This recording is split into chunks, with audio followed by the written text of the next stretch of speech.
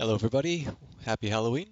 I'm sorry for the slightly unusual format, but we are going to be trying something new, Dungeon of the Endless, which just got a full release, and unfortunately, it is not very friendly for streaming. It requires me to play it full screen, and I can't tab out of it, meaning my ability to access OBS and such things is limited when I'm inside the game. So I just turned on my desktop capture and I will try to interact with chat through the tablet, but I'm not entirely sure how well will work. And Doc Chalk is being kind enough to let me know how things are going.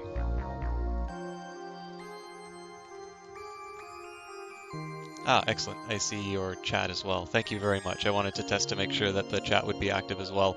I don't intend to lock you into a demonstration of Dungeon of the Endless, though you're welcome to stay if you'd like.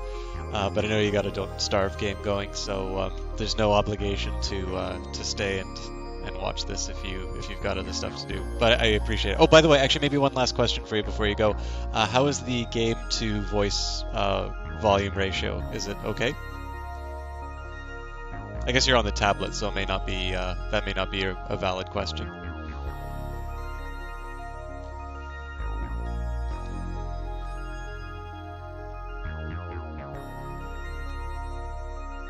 Just one second, I'm gonna type something in chat, and we can get going on the game.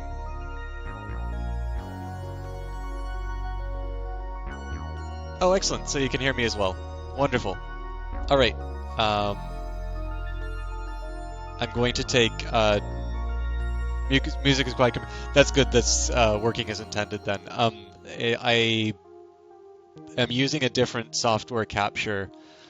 I need to get the ratio down properly. But one of the complaints that I got in the original format was that the games were overwhelming my voice. So I also appreciate that with my current microphone setup, my voice is going to be quiet compared to just about any other input on a computer. So I have it at about 2 to 1. But yeah, that's it. I am done interrogating you. If you have anything else you'd like to share, naturally, feel free to just throw it in chat. But I think it is time for me to introduce what this game is, what it's about, maybe encourage people to read my excellent guide. And we can get started. So, Dungeon of the Endless is, I suppose to my mind, the second game by Amplitude Studios, although I believe Endless Legend was actually released, well, definitely released first, but I think even was planned first. But I was aware of Dungeon of the Endless before Endless Legend, either way. So I played Amplitude's first game, Endless Space, very similar to Civilization. It's kind of part of the 4X genre. They spit on it. And one thing that was actually kind of interesting was I wasn't crazy about it the first time I played it, but the more I played it, I got more interested. And I think one of the things that didn't help Endless Space was that its tutorial was quite sparse, I suppose is the best term. And very similar situation with Dungeon of the Endless, so I actually sat down and wrote a guide for it, which was very well received. At least by the standards of the sort of thing that I write. I need to appreciate that my standards of success are definitely very minor compared to people who do this thing full time. But it seemed like people were having some difficulty with the game, and that guide filled a particular niche. I don't think I'm particularly good at this game, but I think I can start people off well enough. But I spent this time kind of talking about my connection to it. What is this thing? It takes place in the same sort of sci-fi world as Endless Space. I suppose the fairest assessment would be that it's a roguelike. It has permanent death. You start off with 2 characters. You progress through various dungeons of increasing difficulty, trying to get experience and items to improve your heroes and make you more survivable. You have a maximum level for your characters of 15. The deepest level or highest level of the dungeon, I don't quite know what direction the elevator goes, is the 12th. And generally I die before that. So I think really the proof is in the pudding. So how about we jump in, and I will talk a bit about why I'm doing what I'm doing, and maybe some, just how the game works that way.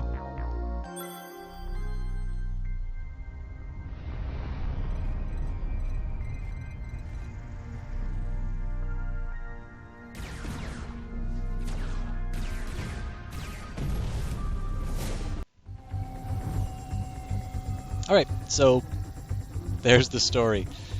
You're on a prison ship which is attacked and crashes. You start off with an escape pod. Now you can unlock later pods in the game. One pod was for having a particular tier of purchase, which would be the library pod. There is also a pod that you get for owning Endless Legend. Now I don't own Endless Legend, and of course it's well, I haven't unlocked anything. The hard mode of this game, by the way, is unlocked by winning with the drill pod, and then... Oh, sorry, well, you can't win with the drill pod. The drill pod is actually endless. But the sanitary pod, I believe, is hard mode. Yes. And you either need to get to level 24 with the drill, or you need to never pause in a game that you successfully win. So this is the ship that you start off with, or the pod. Doesn't do anything to your game, basically.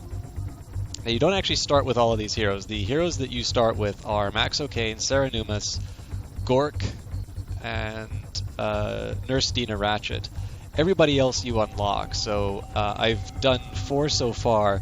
What I've been doing is I've actually been going on 2 easy just so I can unlock these heroes.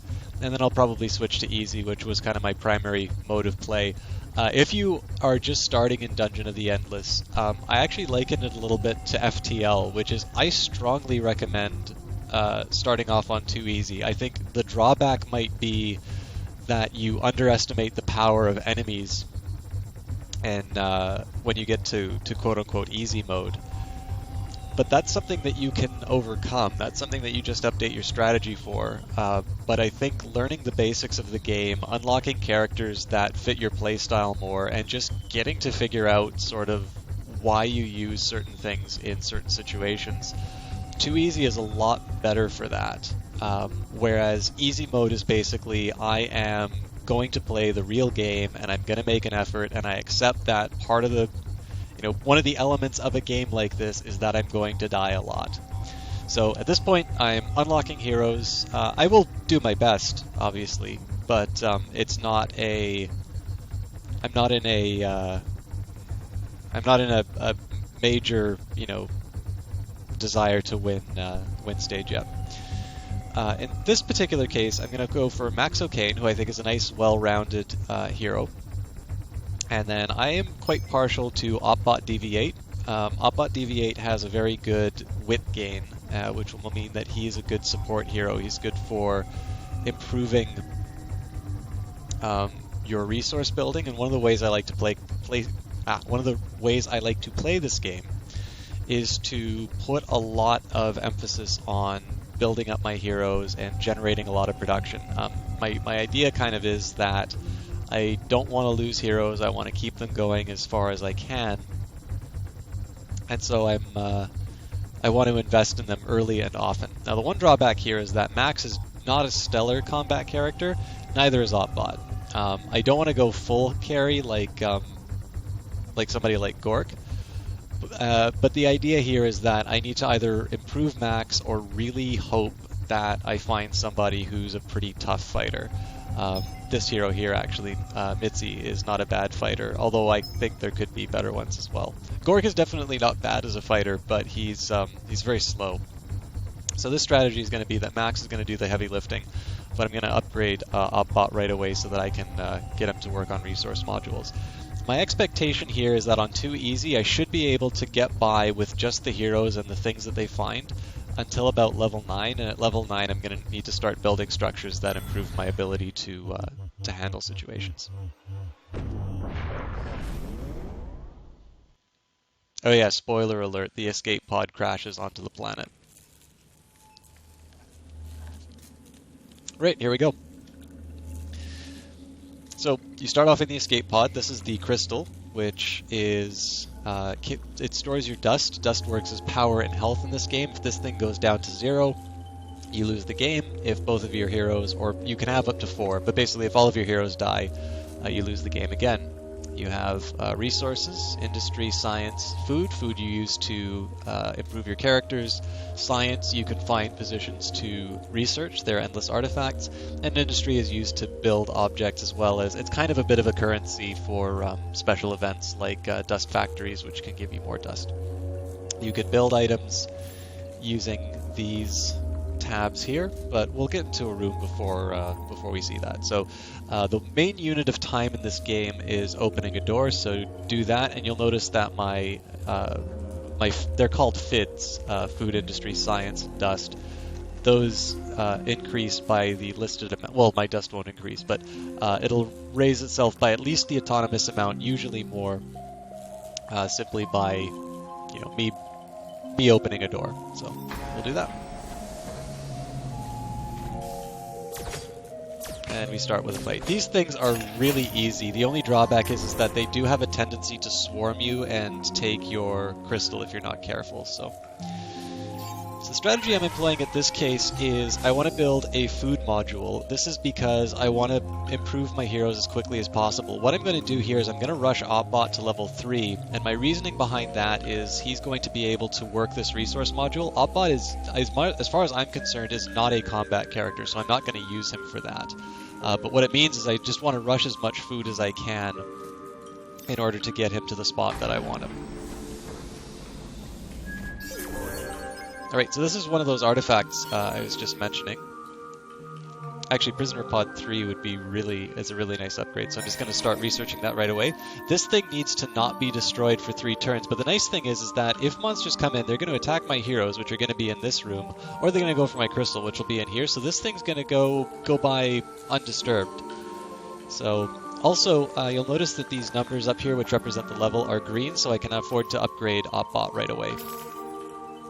It'll give you an idea in here in terms of what abilities you're going to gain. In this case here, I already know that he's going to gain the ability that I want at level 3, so I'm just going to upgrade no matter what. You can't really know what the upgrade is going to do without actually reading a guide or something like that first. So I've played a couple of games though, so I know what level Opbot gets things at. Now, I didn't talk about this before, but the industry that it costs to build some resource modules goes up, each one that you build. The first set of floors are relatively short, so it is wasteful if you build resource modules a little too late in the game. I'm comfortable doing 2 in about my first 3 rooms, but I wouldn't really want to do any more than that, because I'm just wasting industry and I won't be able to build any more resource modules on the next floor. So here I'm just going to let my 8 autonomous production kind of refill my stocks, and I'm going to basically just continue on with my strategy here.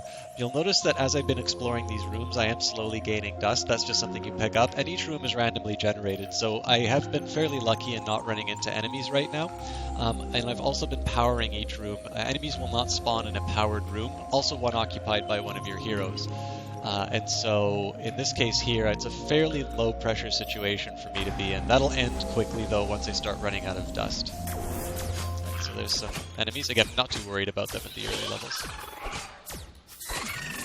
Again, it might be nice to have that 3rd resource module, but there's probably about 15 rooms on a level like this, so I'm not. I don't really want to spend so much on just getting. I think it's 3 food for a replicator. Yeah, 3 food. So I'm doing okay here. I mean, 12 food a turn is fairly nice, and I think the next level is something like 30. Yeah, 36 for Opbot. So I should have that next turn.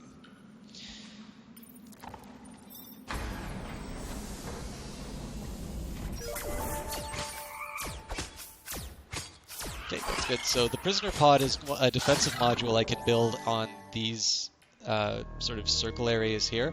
I'm not going to do that. One of my reasonings is that if you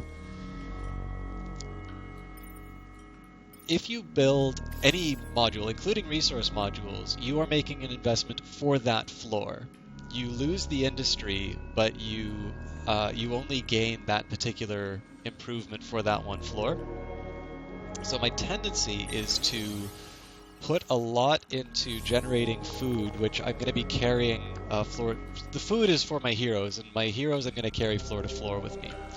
So the drawback is that if I don't transition into building those improvements that will make my heroes strong, if I don't transition in time, my heroes get overwhelmed and I lose. And I generally do overinvest in my heroes. This would be a great thing to unlock an industry generator, but I need 46 science, which I'm probably not going to get on this floor. I'll do my best, though. I mean, I'm not going to build a science generator or anything, but if there is an opportunity to get science, I'll definitely take it. You'll notice here that there's a timer on this operating. If you move a hero that operates a resource module, if you move them out of that room for any reason, you need to wait a turn before they start working it again. So notice here that right now it's at 12 because he's not switched on to that resource module, but when I open the door, that number's going to change. Okay, so I get an additional 5 simply because OpBot is working that.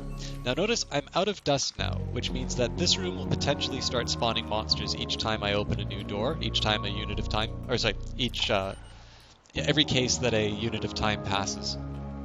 And so I want to be a little bit careful in terms of how I'm going to be planning this. One thing I encourage for new players is to pause often. It seems like there's a lot of hopeless situations in this game when you get to later levels, but a lot of it is just getting too flustered in a situation. Unless you're going for the hard mode achievement, there's absolutely nothing to be gained by making snap decisions. The game definitely equips you to handle most things, but it doesn't always mean that your instincts are always going to be the right ones. So in this case here, I kind of already know how I'm going to play this. I don't want to move OpBot basically unless he's about to die. So what I will do is I'll move Max room to room. If it seems like Max can't handle the enemies he's going to run into, then he's going to go back to this resource module and OpBot and Max can fight together. Again, OpBot will still operate the resource module if he is in the same room as it. It's only if he moves away. So there could be, the fight of his life going on here, and as long as he stays at his post, he's still going to keep working that resource module, and I'll get the additional 5 per turn. And again, if my estimation of 11 floors is correct, that translates to about 45 food that I wouldn't have otherwise had just because OpBot is working it.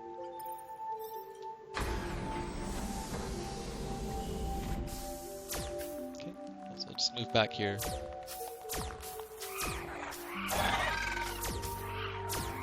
So I would have preferred it if he was just attacking these things which are attacking him, but he decided to go for the crystal anyway. OpBot would have handled the crystal, but again, they're not really intense enemies at this point. I do now have 2 rooms where they'll potentially spawn, so I probably want to run back relatively quickly when I open this door, but we'll see what happens. I also forgot to level up, but that's fine, I can work it out.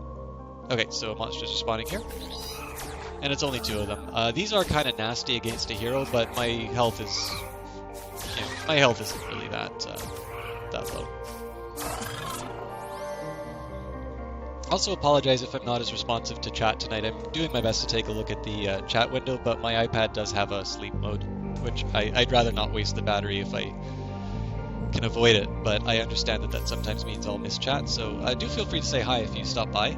I love talking to people about this game because I think it's really fun, but I know I'm not as until Amplitude allows people to do a windowed mode on this or to tab out of the game, I'm really stuck in terms of what my streaming options are. So, and certainly I'm definitely looking for some feedback about the audio quality in the game to voice volume. I understand everything's going to be quiet, and that's unfortunately a function of my microphone. But if you feel like the game is a little too quiet relative to my voice, I can definitely change that. I'd have to quit out of the game, but I don't necessarily mind doing that if it's particularly severe. But especially because of the problems I had on the Extra Life challenge, or not challenge, but the Extra Life marathon, I am trying a new piece of audio software just to see if we can get past that. So I'm going to do a quick recap of where I'm at before I open another door. My food is just kind of wavering, but that's the way it should be because I'm going to be putting as much as I can into heroes. My science is ticking up fairly nicely. Actually, I forgot what it costs, so just while I'm talking, I'm going to go check out the Endless Artifact. And my industry is climbing. I like to have a nice reserve of industry because the first floor is so low pressure. 46. Well, I'm actually it's looking pretty good for me unlocking the industry generator on this floor then. So it's nice to have a stockpile just simply because having the option to build a lot of things really early on a floor that you know has a lot of rooms will mean that you get a you get a big shot in the arm as far as whatever of the three resources you want to prioritize. Keep in mind too that can also mean building an industry generator. If you build that thing early, it more than pays for itself, and so you can wind up ahead of the game depending on how much you put into your industry generation. So definitely some planning is something that pays off. Quick word about the dark rooms. Notice here that I've just been building one long unbroken string. The idea here is that this room is sort of the choke point. I'm going to open another door here. If I could, I'd light all three of these up, but because I can't, I'm not going to open up another front on the side here and have two potential directions from which enemies can attack, because all of a sudden my choke point moves from here over to here. So I'm going to explore everything I can in this area first, and then I'll move to one of these other areas. Looks like this is the only thing I can check out though. So, oh, that's science.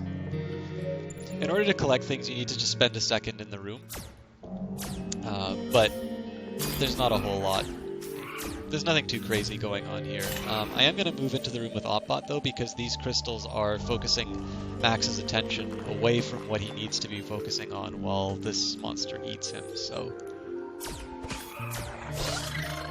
you can take advantage of the relative movement speeds of enemies, so it's definitely not a bad idea to run away if you think you can handle it. Now the one problem is I don't know if my two heroes can handle all of these. Yeah, they can. It's still relatively weak. And again, I could move Max out, but I don't want to move Opbot simply because Opbot is my support hero. What I'm doing here as well is I'm constantly upgrading Max. The one thing I will get if I upgrade Opbot is more wit, which you can see on the bottom row. That is helpful because wit is what determines the extra production, but Max is really the only thing that's keeping this party alive right now. So I've decided that I'm going to put all of my food resources into upgrading Max until he has a fairly substantial advantage over Opbot. Obviously, you don't want a vital hero look. So let's pretend that there was a big fight that came in here. If Opbot was level 3 on, let's say, floor 10, he's probably not going to survive anything. If he does get involved in a fight, he's probably going to have to run away from the room pretty quickly, which means I'm losing the production advantage. So you don't want to ignore the support hero, but in this case here, Max is definitely the thing that's determining the survival for the next few floors. So I'm very happy to put those resources into him. So I have lost my checkpoint here. What I'm probably going to wind up doing is shutting down this room at some point and just lighting up one of the other ones. There's really no difference in terms of what room I light up, but there might be something that I want to control with my light. I also just need 2 more dust, and I'm going to be able to open or to light up another room. So we'll see what happens after we open the next door. I also have enough to start researching that industry module. Okay, well I got the dust I wanted. Okay, looks like it's a fairly substantial number of monsters. I'm going to try and take care of this stuff. Oh, this is a little more troubling than I thought, so hopefully we're able to take care of that. Yep, we did. So yeah, this is just kind of a matter of sitting down. If there's an emergency, you can use food to buff up your hero and as far as health goes. I really recommend avoiding it if you can. Even just intelligent movement into another room can save you that, because again, that's an advantage that you get for that one moment. Now that one moment advantage might be something that saves the hero, and so all of a sudden, will translate to a few. Video seems small. Interesting. Thanks for that, Exoplasm. Let me just change something in my settings and see if that fixes it. This will probably take a little while to translate. It looks weird on my screen, but I'm curious how that looks for the stream, if I can just get some feedback on that. Welcome, by the way.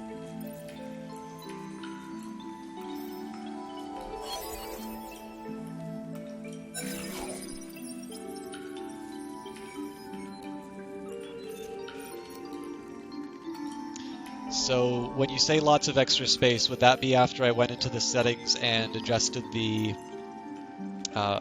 resolution?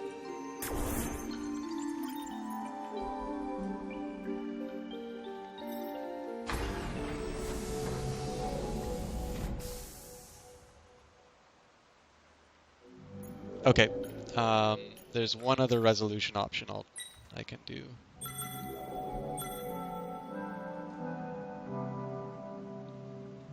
Okay, that's good feedback. What I'm doing is... Well, what I'm doing right now is I'm running a full screen recording because Dungeon of the Endless does not allow you to tab out of it on the Mac version.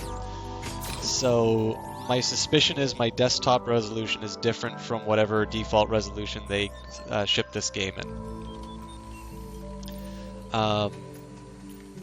If I can just get some feedback on this current format. If it hasn't changed, I'll at least go back to... Actually, same ratio resolution? What's the difference?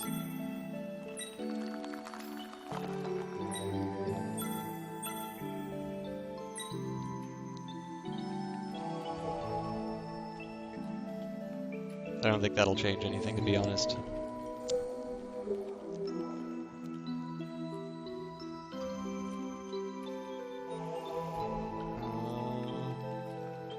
I think I have an idea of how I can fix this. Let's just take a quick break here.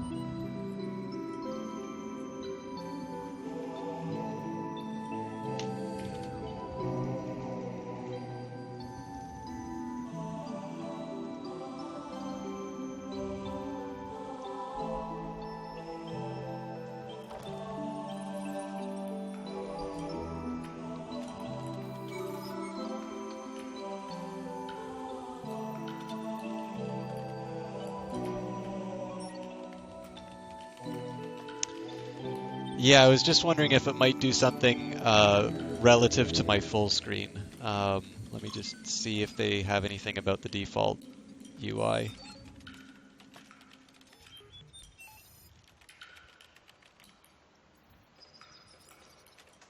Okay. I think I might just have to live with what's going on the screen, but my mouse cursor isn't visible as well. Thanks for letting me know that. I mean, it's a bit of a deal because I use the cursor to point things out, but I'll keep conscious of that when I'm describing things. I'm just going to quit out of the game for a second and change my desktop resolution. I know you guys can see my desktop right now, but I don't believe I'm seeing anything that Twitch would object to. So, oh, hang on. No, that is what it is. Yeah, honestly, like I'm really happy with what Amplitude did for this game, but I really do not like their default settings as far as displays and things like that go. So something tells me 720 is a bit closer to reality.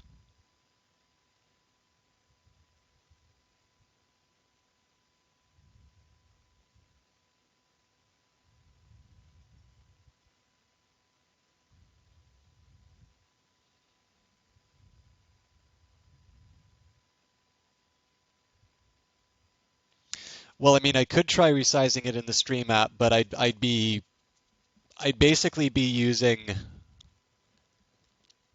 Oh, good. Okay. Yeah, I was gonna say like that was just me changing the desktop resolution. Okay, cool. Yeah, I mean, it just might. OBS on Mac is a isn't a very... Couple black bands at the side. Okay. As long as the game is not unwatchable, I think I'm just going to live with the black bands at the sides. Just because I know...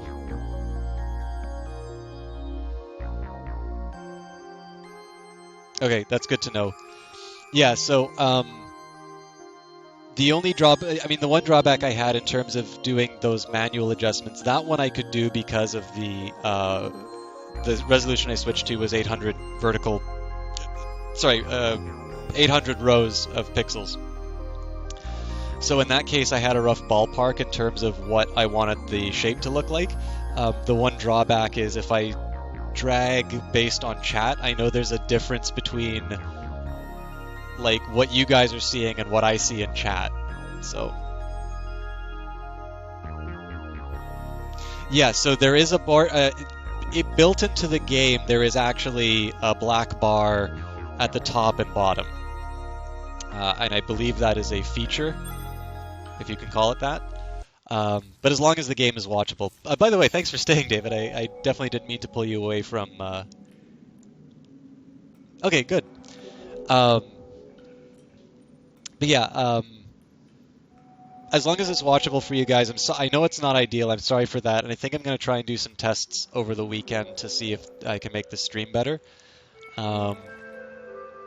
But as long as the black bars are not too distracting, I'll try and progress with the game.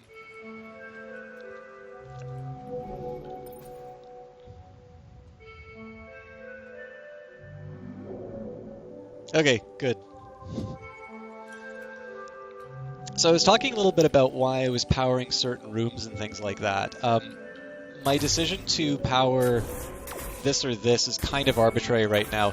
If I was really focused on building modules, I would want to power this room, although keep in mind that there are going to be monsters potentially spawning and I need to defend this. Alternatively, I'd be also leaving this one open for attack. But right now, this is really just a matter in terms of where I'm letting monsters spawn from. So, thanks for that, Exoplasm. So, basically, I'm kind of doing it on the left here because in the end, anything I face, I'm going to be closer to this. So if I can just sort of minimize... Basically, if I keep my decisions between two rooms, I'm happy here.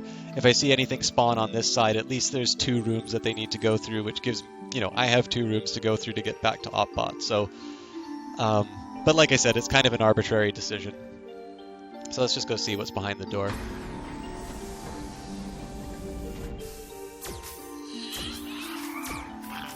Okay, so there's lots of stuff spawning. At this point, I'll make my stand. I do have an ability with Max which will give extra defense and attack power. I'm going to wait till there's a big rush, and then I'll hit that. And actually, I think I'll hit this too, because it's a large amount, and I'm probably going to have to use one of these health boosts.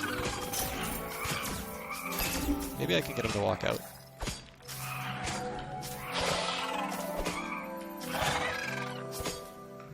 Yep, looks like I didn't need to waste the food.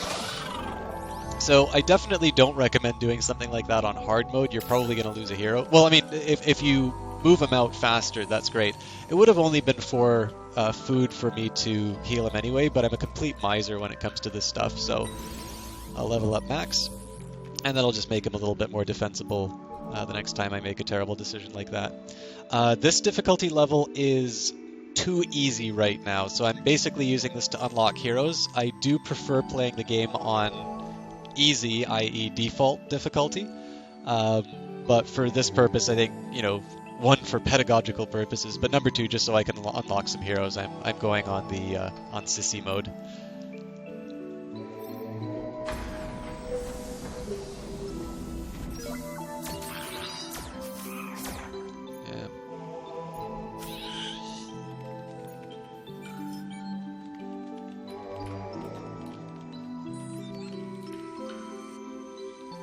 So notice these abilities have a bit of a cooldown as well, so in this case I've got two turns to be able to do that. At this point, if I run into a difficulty with Max again...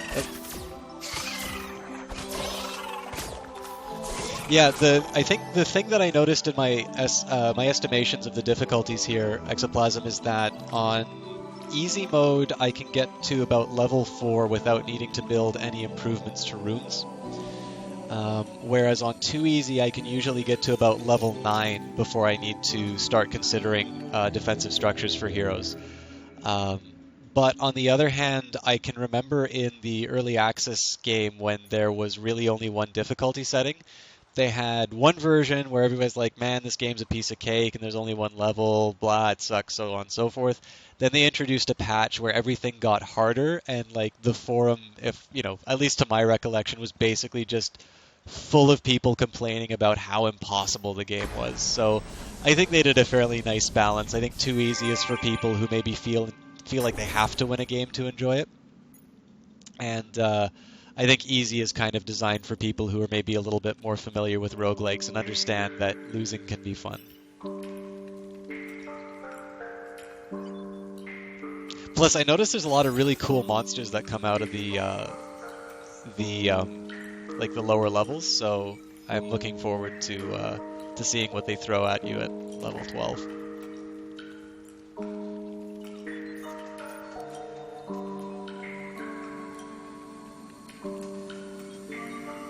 Yeah, I can't remember I remember getting into early access fairly on, so I can't remember exactly where it was, but I think the approach they took I think this one lets people play the version that they want without kind of compromising the quality of it. One thing I'll say about research, so something that they added at least in the new version, I'm still not 100% unsure how this mechanic works, but I believe the idea is you either spend 10 science to reset, or you research something. Now, Pepper Spray is actually kind of cool because it has a monster starts attacking its friends. I'm not crazy about the Sea Blaster just because it damages your own heroes. And then the Dust Field Generator, okay, but out of the, so if I just wanted to reset something, I say 7 more and I can get some item that may be useful. But in this case, I'll just hold out for the Pepper Spray because it is actually kind of helpful. It'd be nice, I mean, obviously it's nicer to get higher levels of things, but I'm okay to hold out for Pepper Spray.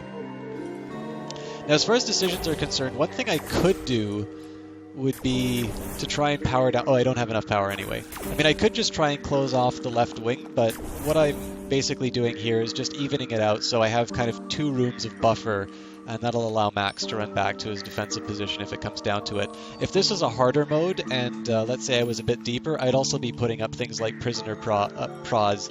Now, I could say, well, I want to put them here so it can slow down the enemies, but if Max doesn't have Repair, which he does not currently, these things basically just keep constantly taking damage, and I'll lose that industry when those things are destroyed. In my view, for a situation like this where Opbot is also my repairman, I would build the defensive structures in this room. The one thing that solves that is if you get the item called the Tool Belt. If you put that, even if you just temporarily put it on one of your sort of combat heroes, you can put them to your defensive structures, and then they'll just go and repair them before you move into the next room. So I definitely think the Tool Belt is one of the items that's actually quite useful in this game, and I'd be willing to sacrifice even something like food or dust in order to obtain.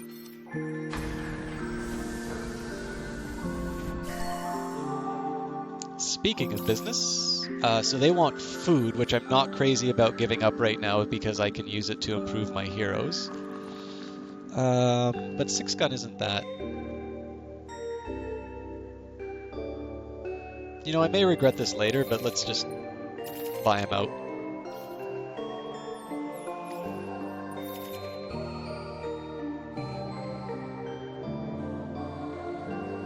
Yeah, I'm gonna...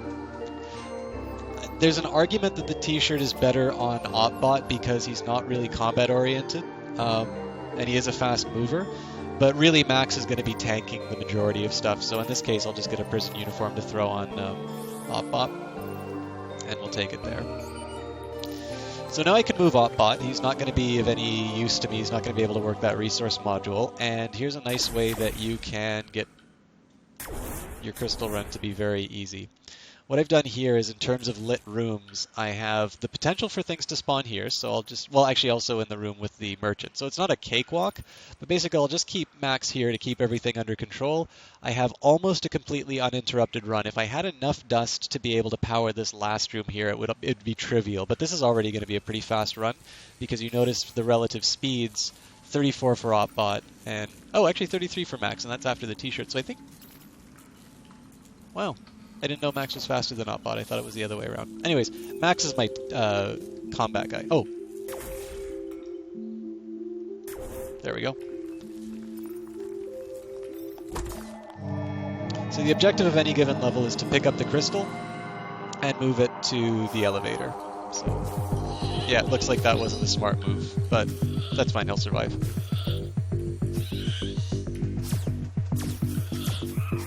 One thing I've learned, the song for this is actually, like for the escape, is actually pretty good, but it's always been so short I haven't gotten to hear it in its entirety.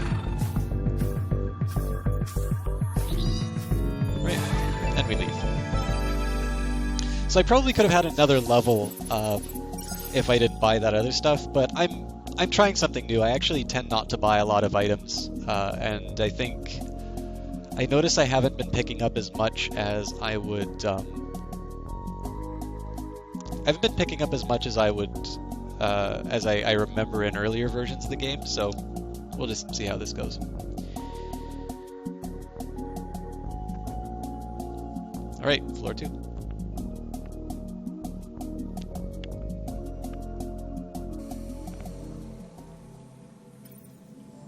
So the idea here is I have 110 industry, so I can kind of afford to splurge a little bit as far as the resource module as I build.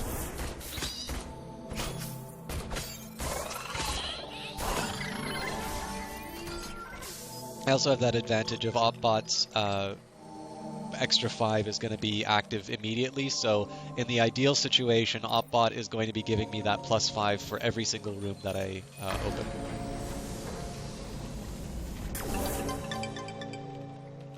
Oh, that's nice. I haven't had this guy before, so I don't have enough food to get him right now, but I'll get that next turn, so...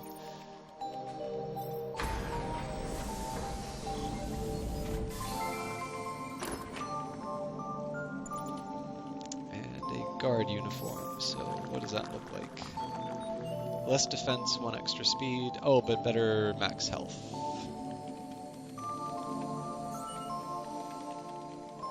Not really worth it yet, in my opinion, but let's at least pick up a new guy. So I haven't seen this guy before. I'm just going to take a second to see what his deal is. Okay, he takes a lot of stuff. Actually, let's read his biography. Ormish was a reclusive and largely invisible personage before the crash, but now seems to have come out of his shell. Instead of hiding and giving orders through others, he is loud, present, and pushy. People get the feeling that he is trying to sell them something. So, guy who's going to be getting me dust, basically. What does he look like compared to... So, 50 DPS for Max, 19 for Mormash. So he's about Opbot level usefulness, and good defense, good speed. Okay. So he's somebody who I suspect I'm going to have working a resource module as soon as I can manage it.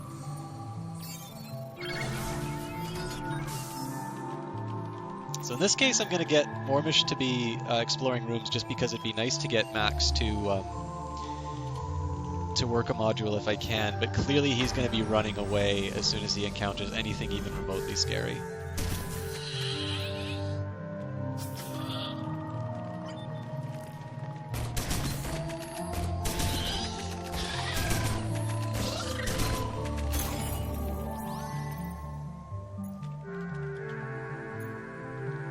There's a couple of views that I have. The one drawback right here is that Amplitude got smart after the first couple of iterations of this game, and they made the possibility to make one long snake less likely. So in this case, I'm going to have 3 entry points to my crystal. The thing I'm hoping is that this is actually fairly long. One of the drawbacks I've run into is I've had like 3 or 4 industry modules and people working them sort of at the top here, and then all of a sudden I found I've explored everything. So any combat that happens is going to be on the other side of the crystal, meaning I either need to move my support heroes into some other area, or, you know, I have one guy who's trying to defend the crystal on his own. It sucks. But there's no way that you can predict it, so basically you build assuming that you're in the ideal situation, and if you're not, then you figure out how to deal with it at the time. Which is probably why I lose. This guy is not the fastest hero in the book. So ideally I don't need to spend any health to get through this.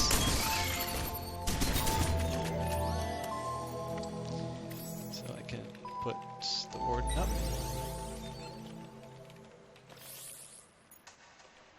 Nothing crazy. Now, I am making a guess here that the warden can actually work resources. If he can't, then I'm really wasting food on him.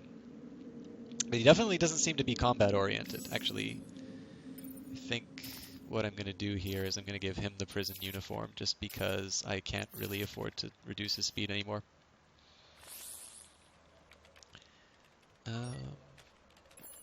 Let's go greedy and build another resource module. I'm probably going to have to move Max into this room if monsters start attacking it, but I'll see how long I can get by with his contributions. Oh, more stuff that hates me. Lots more stuff that hates me. Yeah, so Max is going to have to go in there.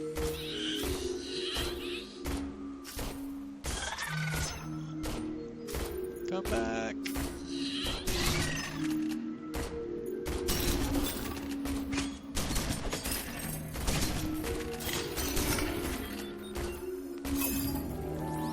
So it kind of sucks that Max has a turn where he's not doing anything, but this is going to pay off in the long run because this crystal is perfectly safe, and then there's going to be Opbot, who isn't an ideal combat character, but at least there's going to be somebody defending the room before the crystal and this resource module here. It's also kind of nice to know that I've taken care of one of the entry points to the crystal, because I can just not open this door until the very end of the dungeon. So it's nice when levels circle around like this. It doesn't always turn out that way for sure. Run, Warden! As far as progression is concerned, as long as the Warden survives 3 floors, I will get him. I will keep him, and I will be able to use him in other playthroughs. And I think I'm going to move him kind of in the last stand room, just because I really don't want these things to get to my crystal. So I face a little bit of a decision here now. I can try and upgrade the Warden, which would happen next turn, or I can upgrade Opbot for additional food. At this point, I'm going to go at least for level 4, which is where the other heroes tend to get their Operate. If the Warden doesn't get Operate, then I think I'm just going to start putting my resources into, like, just evening out the characters and letting them sort of progress one at a time. But I certainly hope that I'm going to be able to start using this guy to improve resources. Okay, and this artifact's good.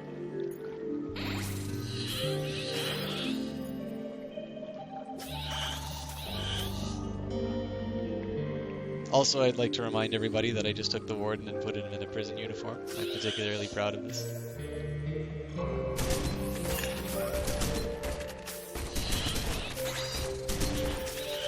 Another argument for upgrading Max would be he can start repairing this module.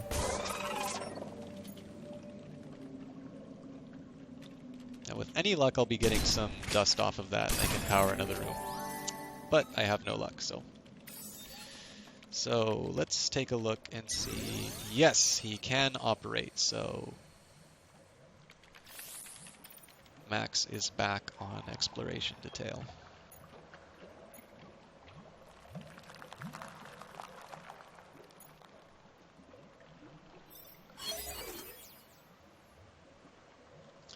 So I'm not inclined to research anything right now just because this is in some pretty hostile territory and I'd really rather not move my support heroes to come defend it.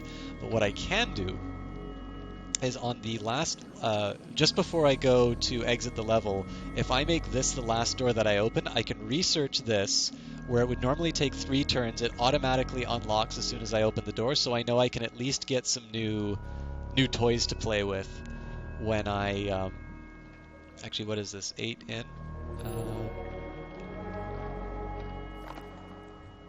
You know, this is a really greedy thing to do, but because the warden is already waiting his turn to start operating something, I don't normally build a food module at this point, but I've got so much industry, you know, that even that extra 3 a turn, even though it's not probably going to pay for itself as far as a direct one-to-one transfer is concerned, I'm really concerned about upgrading these heroes as far as they can get while I don't need to build defensive modules.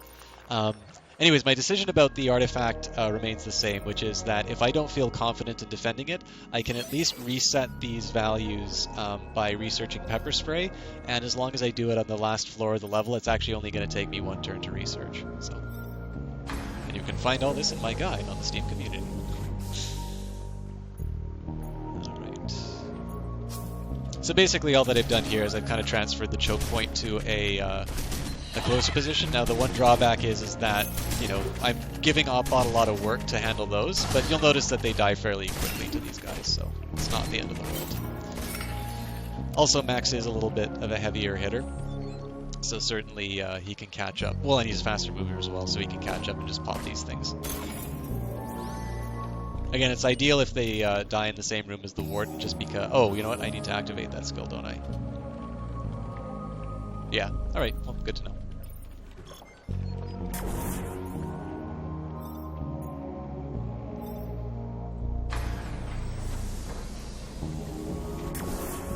Okay, self-powered rooms are nice. And nothing spawning, so I'll just go... Oh, wait. There we go. I'm just trying to power as many rooms as I can, ideally. Oh, how greedy do I want to be? What's it going to cost me, 40? I've got 10. I'm going for it. I'm probably going to wind up having to move and defend this, but... Oh yeah, that was a really bad call, because there's nothing else. Oh well. This is definitely going to be a very hard module to defend.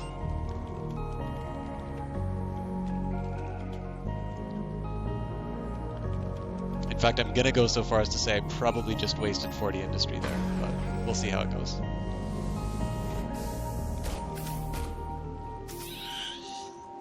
Yeah, stuff spawning. I don't think I'm going to defend it.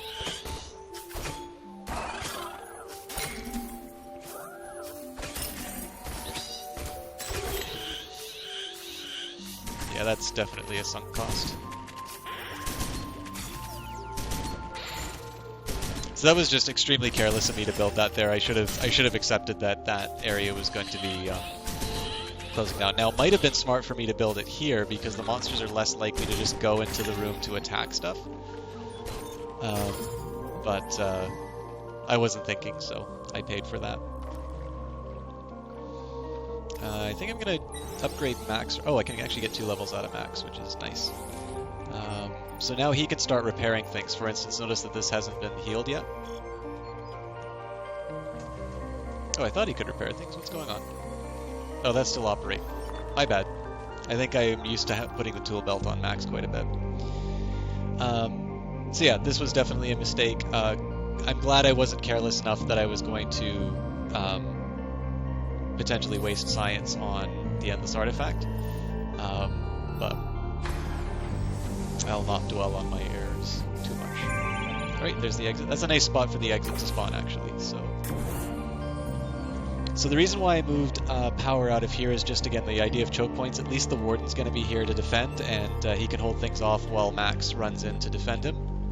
If I let something spawn here, though, it's going to be a bit more problematic, just because they're probably not going to run down for the warden. They're going to run after Oppot. There's going to be things up here, and so I'm kind of fighting on 3 fronts. I want to at least keep it at 2 Ideally one, but I certainly understand that the structure of this level has not permitted me the luxury of just fighting on two fronts. Alright, so that's industry. That's not that bad, actually. But it costs a lot of industry. I think what I'm going to do here is I'm going to lock this off as a possibility. There's two reasons I'm doing this. Number one is so I don't need to worry about spawns from anywhere but here. The next reason for that is that keeps this merchant safe, so I can see how much industry I have at the end of this floor, and I can make some intelligent decisions in terms of what I'm going to buy, if anything.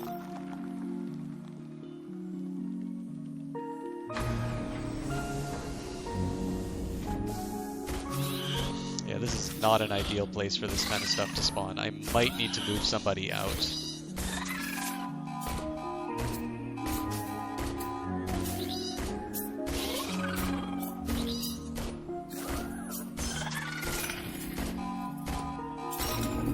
Definitely took more damage on the crystal than I wanted to there, but it was just a bad situation overall. And I've run out of rooms to power down, so this is going to be a particularly grueling part of the run.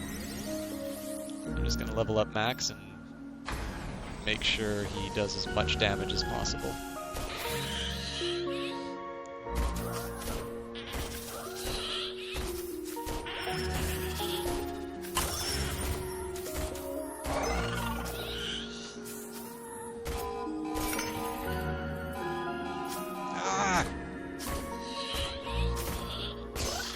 Again, I'm fine with these things attacking my heroes. My heroes are designed to take that. I can't afford to have them hitting this crystal too much. The one drawback about this strategy that I'm employing right now is that each bit of damage they do the crystal is keeping me that much further from being able to power these rooms. So I am kind of sowing the seeds of my own defeat, but I'm also on room 16 of this floor. It's entirely possible the dungeon will end at this point, and I don't want to power down a room with a resource module. So my only other option is to power this one down.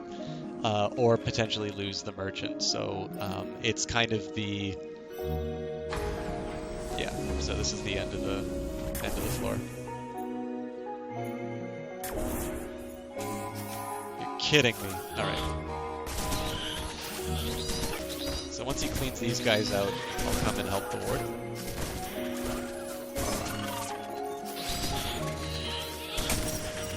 I can also afford to move the warden in this case because I'm not going to be researching anything else.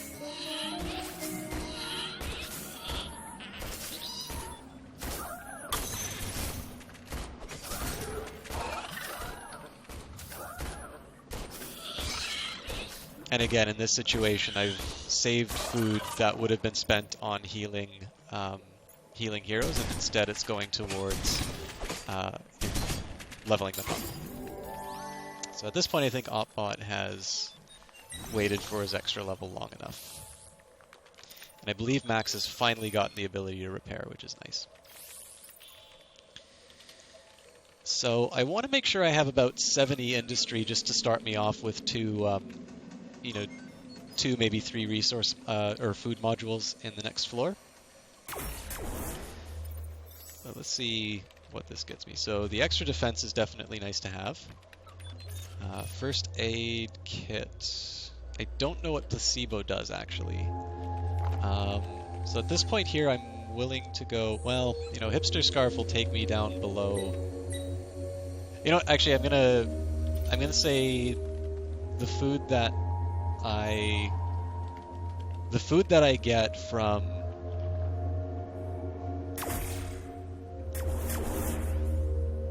let me just think about this. Yeah, so the food that I'll get from the resource modules are better than just the Hipster Scarf, so I think I'm going to hold off. Oh, and I'd forgotten, actually, I shouldn't have moved the warden. Well, I mean, the warden survived, but I probably shouldn't have moved the warden simply because I did actually have one more turn of production, which was opening up. I also need to do my research.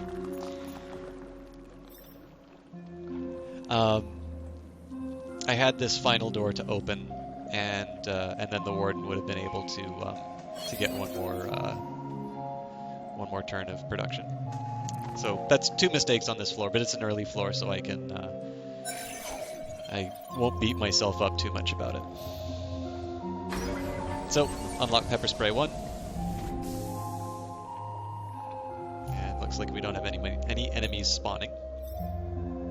So... I probably won't be allowed to research. Yeah, I can't.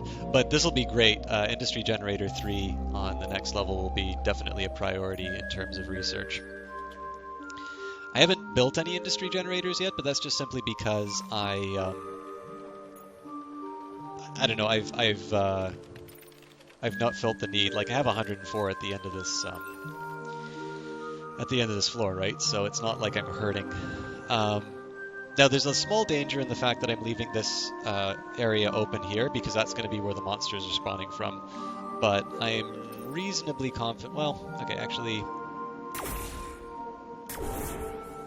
I'll at least keep some symmetry between these 2 rooms. I'm fairly confident in my ability to run to the exit before any monsters that spawn below are going to be a problem. But that said, I did make a small adjustment. Alright, get out of here. One nice feature is occasionally the heroes will have some commentary on your actions, but that didn't happen this time.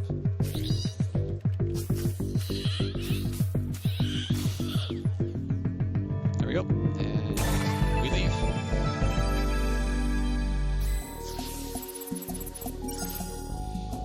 Oh, Max, always the complainer.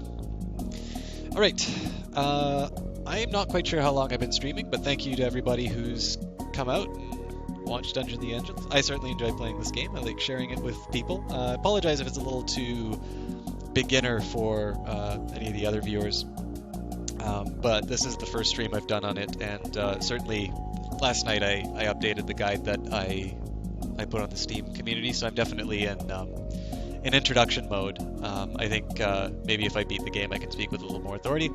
But with that in mind, I'm going to take a quick break just to get up and stretch. I encourage you guys to do the same. I'll probably just get a glass of water or something like that. No more than 3 minutes, and we'll be back to see how much further we get in this level. I am starting on level 3. Once I get to level 5, I believe, I will have the Warden as a hero I can use, and I actually like him. So we'll see what happens after the break. Thanks.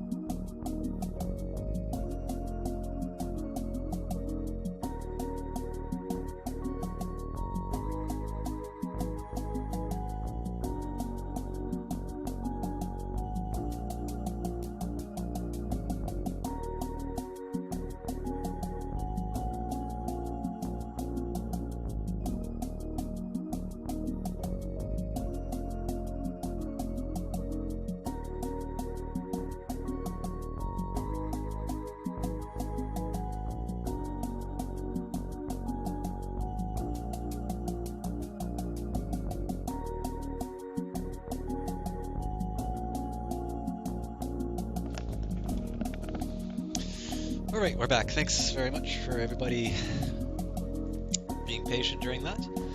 Let's just jump into floor number 3.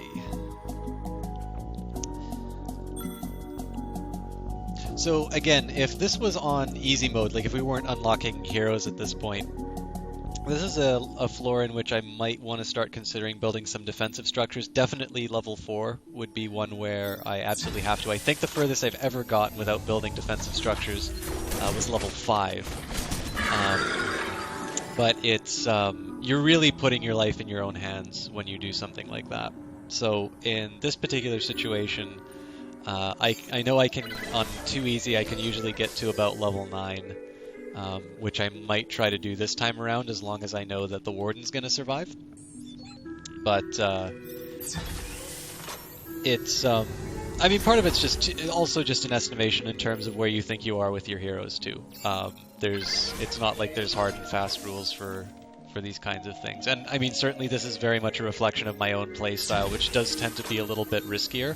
So I think somebody with maybe a bit more of a conservative play could afford to go without upgrading or building defensive structures longer. I probably should have leveled up a hero there, but I was getting a little impatient. These are interesting things. So in this case, wit goes up, which is absolutely fantastic for my strategy of building resource modules. The one thing that I am a little upset about is that I ran into one of these situations where I've got a perfectly contained area, which means that all of my defense of the crystal is going to be coming into these other rooms. I am at a point where I actually think I'd be okay to just build other resource modules and have my heroes work those. That's a little bit of inefficiency, but I really don't like the idea of having to... I mean, if you think about it, there's the potential cost of me constantly having to move these guys in and out to defend the crystals, so it's a sacrifice that I'm willing to make. Let's just take a look and see what happens when I upgrade this guy. So his DPS and his HP go up, he gets a passive ability that I don't know, and... Well, at least this one gives me a higher DPS, so let's start with the Warden. We'll see what this... Armchair General... Okay, that's nice. So he'll improve Max's fight. So that at least gives him an argument to stay in the room that he's at, although it does mean that he won't be getting that gold bonus.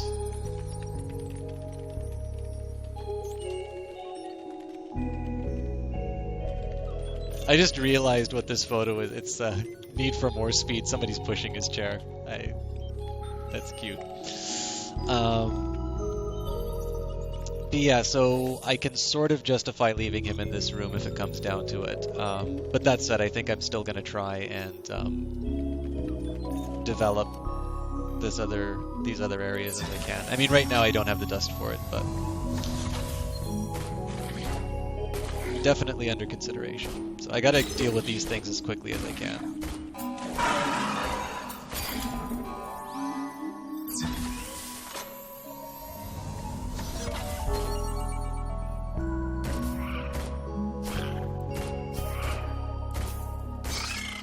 Okay, just get a couple shots. Oh, no, couldn't get a couple shots. There we go.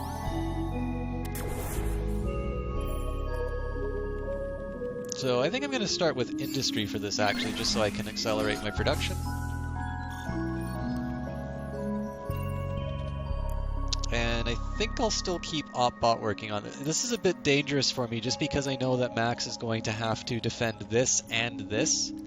So if it comes down to it, I will move OpBot to this area to defend if I have to. But I want to see how far I can get away with that. Is there a wit bonus? There is not. So I think...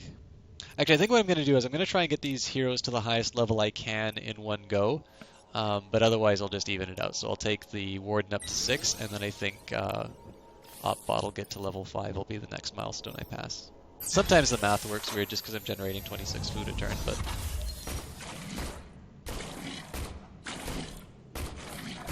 this is good. So I get to take advantage of the speed of these things to keep that from becoming a tragedy. Here I'll build a food replicator, and this is the point that I move OpBot. So I lose 1 turn of OpBot's research, but I gain that defensive location, which is great. Definitely seems like there's more going on in this area too. So I mean, again, it could turn out that there's only 2 more rooms here, and I have a third one to unlock. That's unlucky for me if it is, but well, it's starting to look like it actually. At least there's an exit there, so start closing this off. You know, I have an industry generator, so I think... Well, no, because then I wind up in the same situation. If I can close this off with power, I'm going to build another food replicator here, but I think if monsters spawn, that's going to be a problem to defend, so...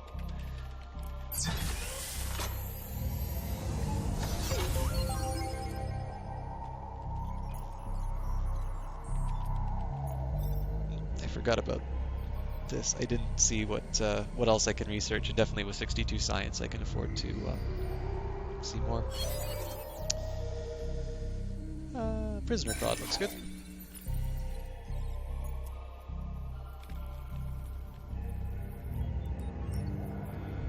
Looks like Opbot's earned his...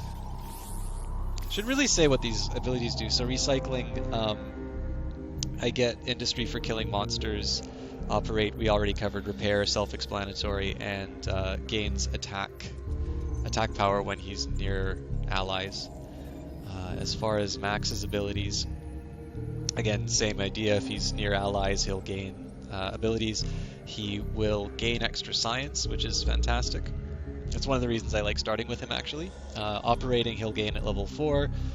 Pilfer, +1 room for dust collection.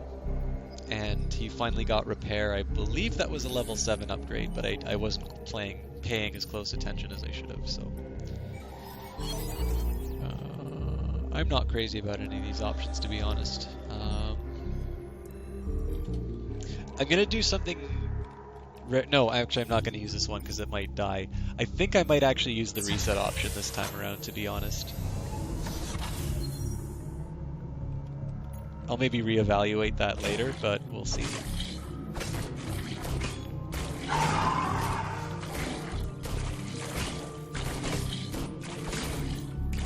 So sadly, I'm going to have to deal with these things first. I might use Armchair General.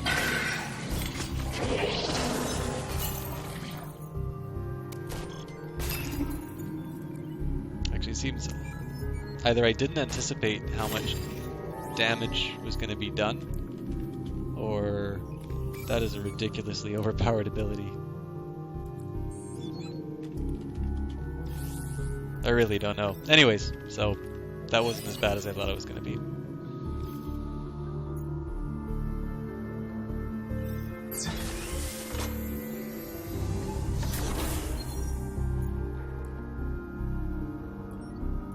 Okay, ran back for no reason. I should have upgraded Opbot. No. Okay, that's good that I got some dust out of that. Actually. Oh, I can afford to do both. So here again, I'm just taking advantage of the relative move speeds of monsters. If I can kill these things, then the diamond-shaped enemies are not going to be a problem. So I'm going to be a bit of a scumbag and just upgrade Max because I have the food for it. Again, it'd be ideal if I was maybe a little bit more fair in that distribution. I was definitely intending to give it to Opbot, but because I have the food now, I'm not going to have a lot of situations where I have that much food. I could make an argument for building that resource module right now. This is 12 rooms. To be honest, I'm not convinced there's a lot. I'm not convinced there's that much left on this floor. We'll see. I honestly don't remember how many rooms are on a floor like this, so just want to make sure nothing's spawning.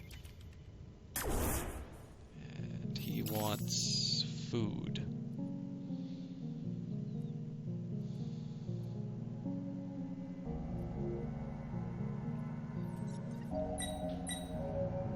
I mean, they're good items, but given the fact that I really want to be spending stuff on my heroes to make them better, like I don't know if I want to spend 60 food when I could be using almost, that's almost a level for Opbot, so I don't think I'm going to take that offer. If it was for Dust, I'd be perfectly happy to do that, but it looks like he's going to die.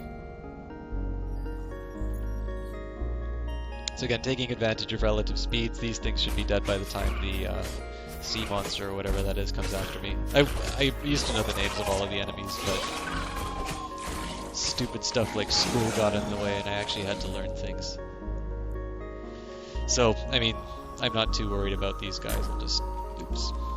Oh, that's probably why he didn't die. It's because these little diamonds. Now again, you can see the reason why I don't open multiple, you know, multiple rooms if I have to, because they had to go out and around. Imagine if those things went directly towards the crystal. That would definitely have been a test of character, let's say. Just want to see what my science options are.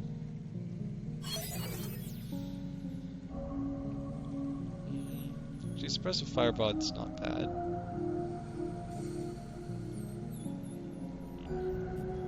Hollow Hero's kind of nice. But for 150 health, like, these guys are at 1,000, so, like, I just asked myself, would I want a hero with 1/10 of the health of these other guys? The answer is no. So, the question is, do I spend 10 to reset, or do I... I mean, suppressive firebot's not bad, so I'll at least try that. We'll see whether that was a good decision or not. If there isn't something else that I like in there, I'll pay for the reset. But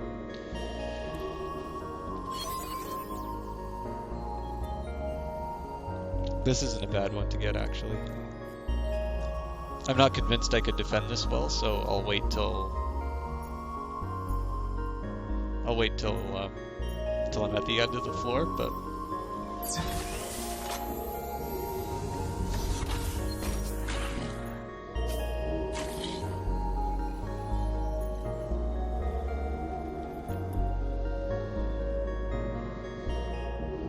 as you've probably noticed from a few of these turns, I'm very much a believer in positioning in this game. It's one of the reasons I recommend pausing if you're starting out. I haven't really needed to pause. I can think of a couple of the past fights where it would have been a good idea for me to pause. But in this case, actually I don't know what I gained from that. It doesn't seem like he gets wit gained though, so I think Opbot potentially becomes a better wit hero over time. I'll need to double check that.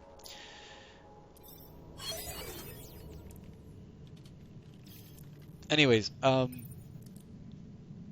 one thing is, right now I can afford to run away and just be 2 away from the crystal. Now, if there's a massive wave coming towards you of all relative speed, that's a disaster. I think one of my most recent losses was just such an upsetting one because I knew I could get past it, but it was just this massive fight in the crystal room that I couldn't, like, the crystal was dead before I was able to get all of the enemies. So you need to pick your battles on a strategy like this, but again, it's a very simple mode that I'm playing. And it looks like stuff spawning.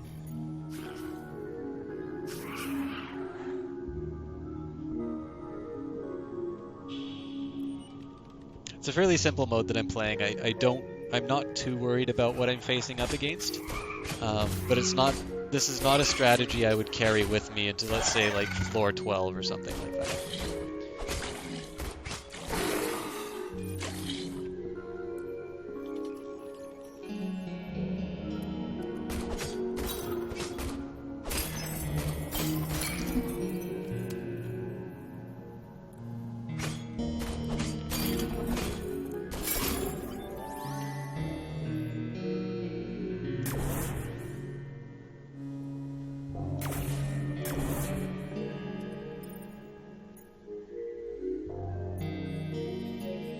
I don't think there was anything for me here, but I'll just double check.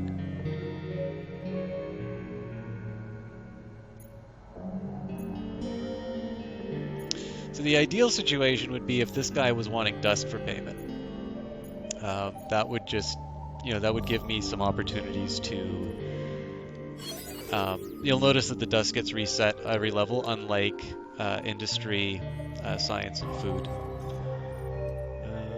I will do the bioorganic transference.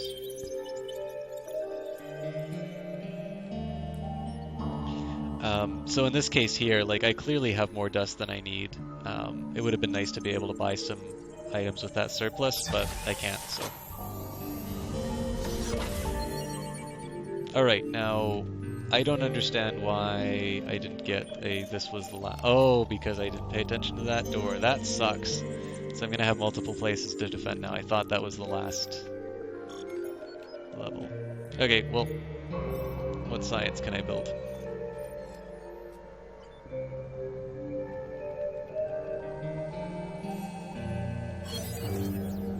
Science creator would be good. Tear gas is also a good one, actually. I think I'll hold out for the science creator.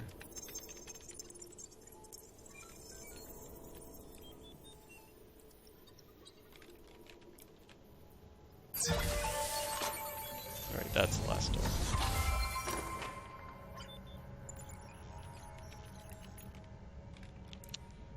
Now I don't need the Fuzi. Or FUZ. So I'll just sell that. Still not convinced that it's worth it to buy anything, but that does give me enough to upgrade Oppot. So, I'm not going to bother... Oh wait, I guess I will, because that's so close to the... So I'll just power this one down, power this one up. I'll get everyone to gather here. Actually, the Warden can get a one-room head start. And we will enjoy the easiest exit of our lives.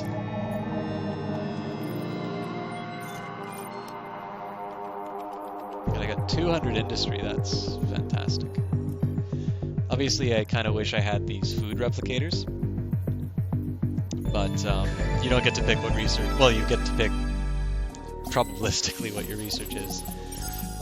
But that's fine. There are things I could complain about, but this run is not one of them. So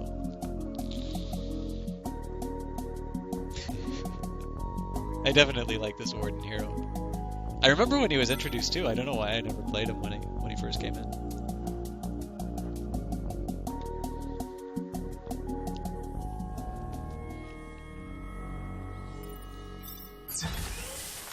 Alright, well that's good to know this is a dead end. This is actually going to be a really good floor for me then, because if there's only one pathway, use Chitin. Let's take. I think that's one that slows me. Yep.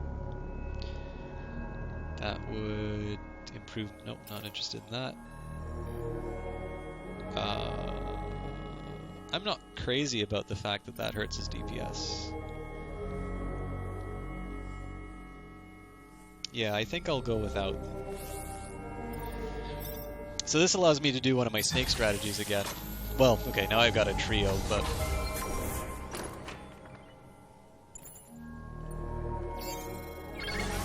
How does that t-shirt compare to my other t-shirts? Good.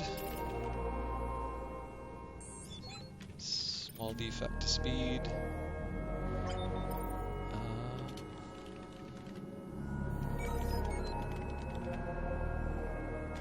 Yeah, I think I'll go without. So,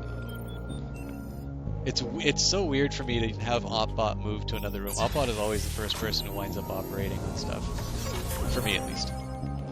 Okay, so this is a dust generator. 30 to activate it. I have no problem spending that. And I got 24, so this is great. I'm going to have dust for days.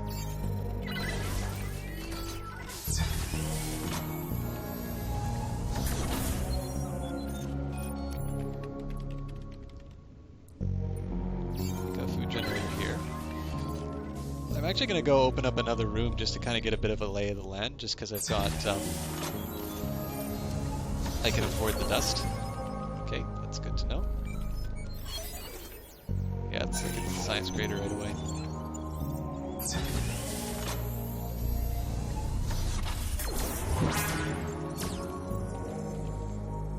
I believe these guys head straight for the crystal. Yep.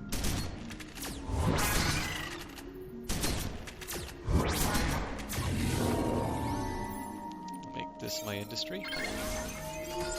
And I don't think I have space for a science generator yet.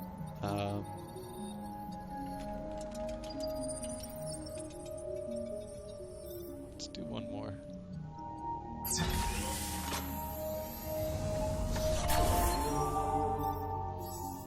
He wants ended. Ooh, okay. So they both take guns. I not crazy about 66 for speed. Improvement on defense. I'll go for the quick draw, but I won't buy the others. Set up the science module here. So I'm kind of hurting on industry, but I know there's going to be more. Like I'm only seven rooms in, and I know that this is going to be a fairly healthy quantity of. Like I'm gonna have a lot of rooms that I can afford to do work in. So.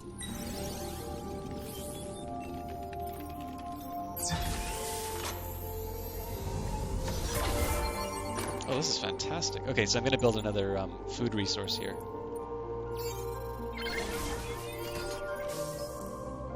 And that's it for me, because I really need to build up my industry again. But I'm going to have lots of rooms in order to be able to do that. So. Oh, and I got an item. Okay, so the quick draw is better. You get the 6 gun.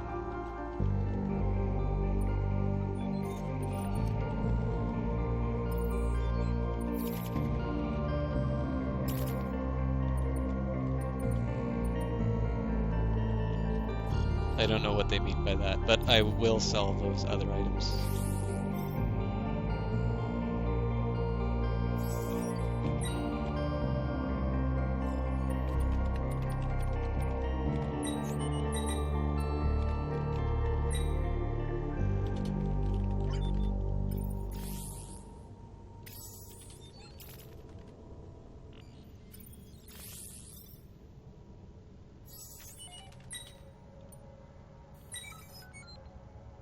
I don't understand why it's not letting me sell that t-shirt.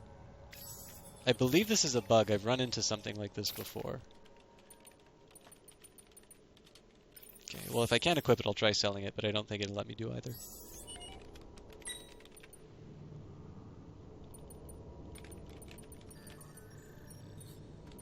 This is amazing, so this is a way I can get infinite industry.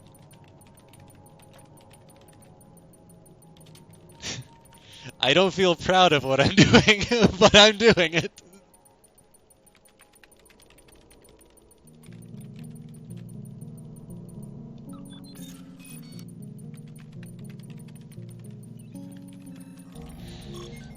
GG.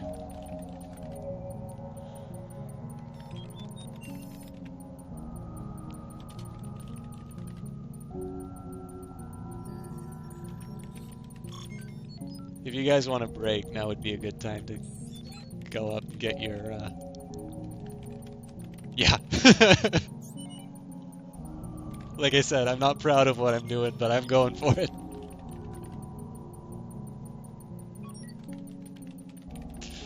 Yeah, now might be a time you want to get a glass of water, because I'm seeing, I think it's time to see what number they use to store these, these industry values.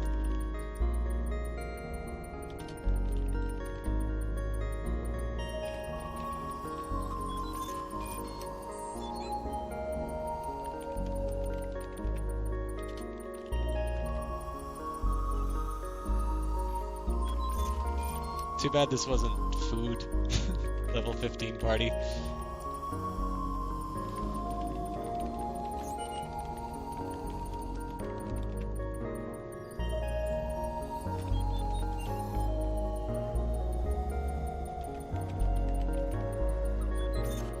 Switching hands on the mice.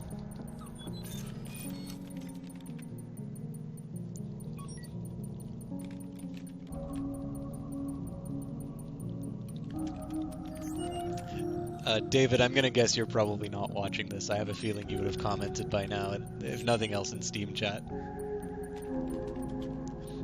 So, so far as I can tell, it was the fact that I had a gun equipped.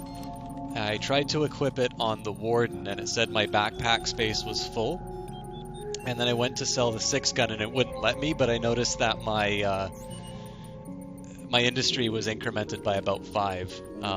So I kind of intended to stop at 1,000, but at this point here, I want to see if there's an upper bound.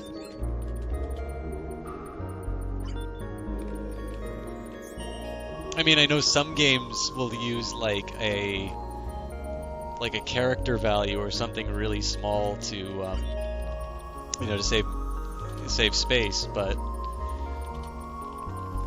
computers are, I mean, like the memory requirement for the amount of industry that you have is really not that high. So, I mean, they could have, made this variable like a long or something like that, which means I'm going to be here for the next 10 years clicking this button. But at this point, this is just so magical. I want to see how far it goes. I also don't know if your score is affected by the amount of industry that you create, so I could be racking up my score a bit. I won't do this for too much longer, but we'll... This is absolutely hacking for science. Hi, Apprentice.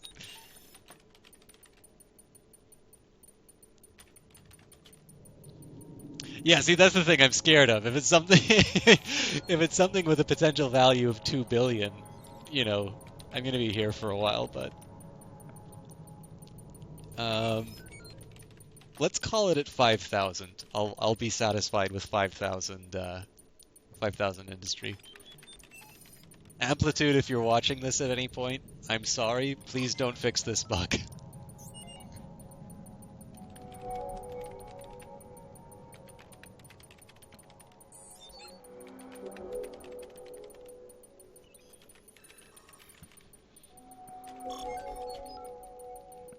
It's a fun little button pressing mini game I've discovered.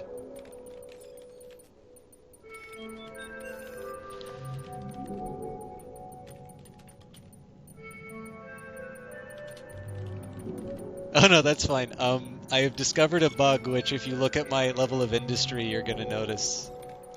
Okay, I won't go to 5,000. I will go to 4,000 though.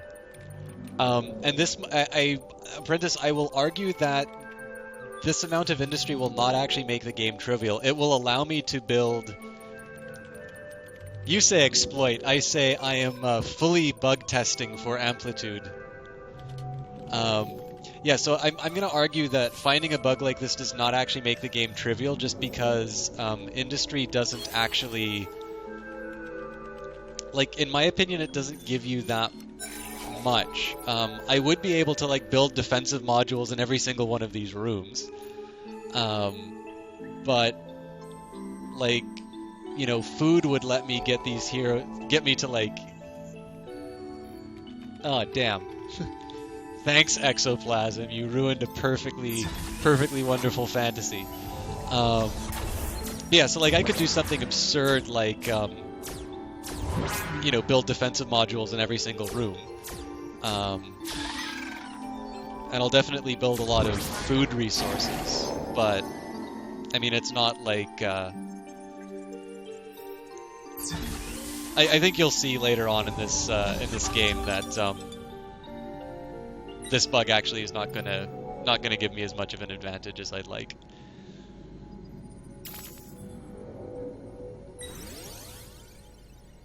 Frankly, sir, I'm not interested in you unless you can operate things.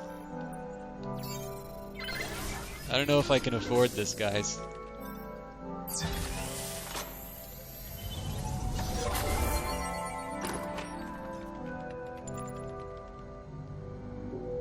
Occam's Gap. That's such a beautiful name for a weapon.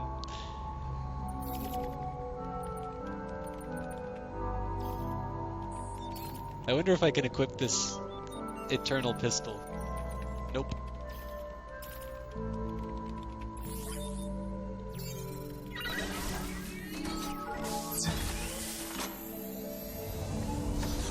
Oh, nice. So what do you do in software, Exoplasm? Other than develop it, obviously.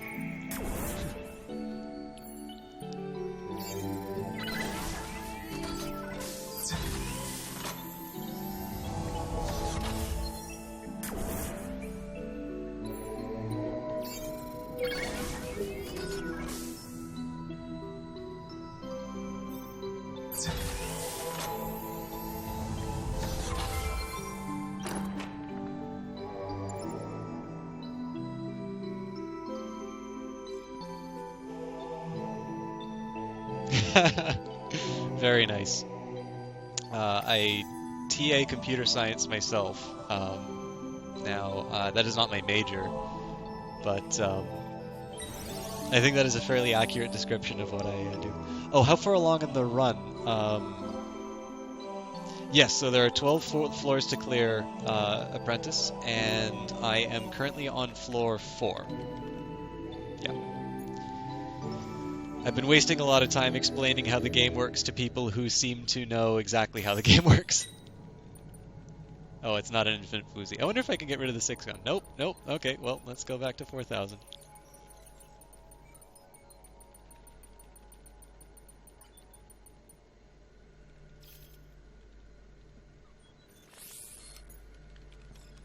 Tell you what, Exoplasm, how about I get you, at a nominal fee, to write a little script that will rapidly click my mouse for me, and we can see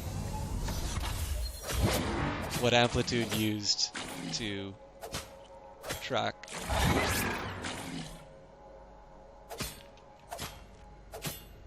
your industry level.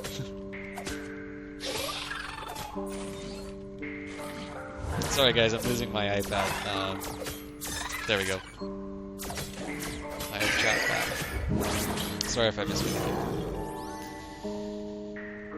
Alright, well wasn't that exciting. I actually kinda wish I had one more power just so I could get this thing closed off. I'll probably lose one of these food modules, but oh geez, I guess I'll just have to build it again.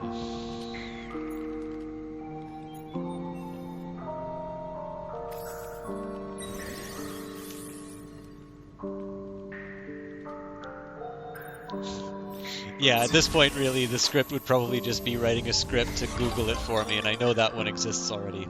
I already have Hikensha, so, I mean, because this is largely a character-earning round, I could see an argument for, like, dropping one of the heroes that I already have, but Hikensha is actually, I already have.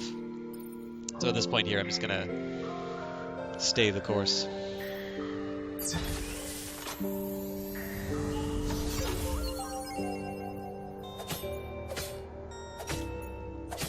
Uh-oh, this is less than ideal.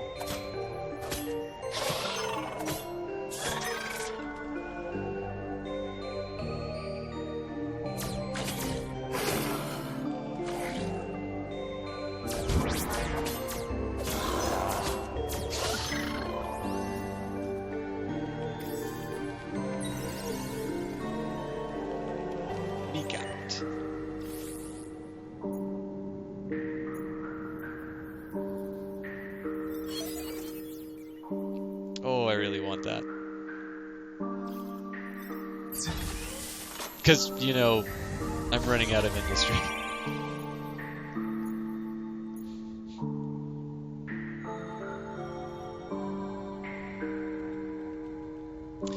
Yeah, you know, it's funny, Apprentice, actually, I remember in the forums that the graphics were not, like, I think most people like them. I mean, a forum, you're probably going to find people who like the product already.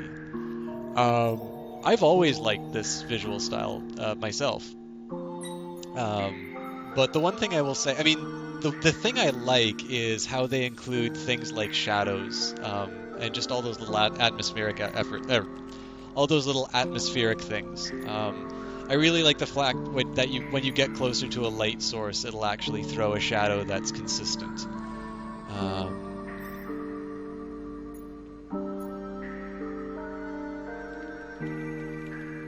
But yeah, I mean, it is obviously a matter of taste. But I think the visual style is very nice. And I mean, clearly, if you're not a fan of this kind of visual style, this is the only game of Amplitude's that has this look. So,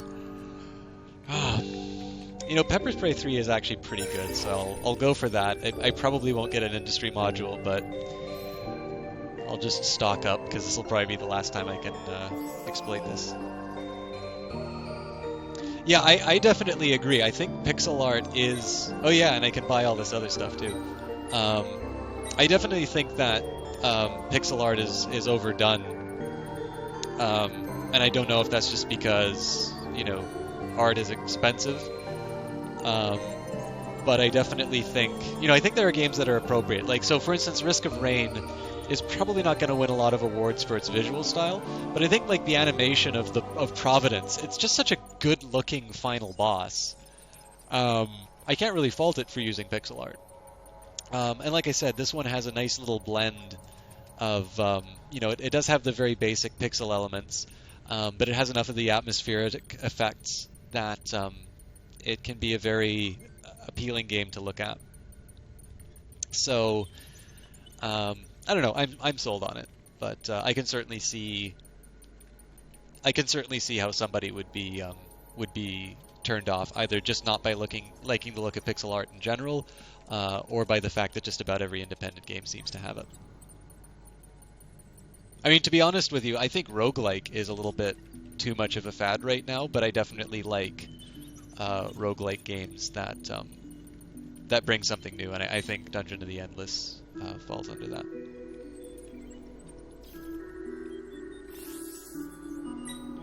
I like round numbers, sorry. And yeah, I lied to you, I am going to 5,000.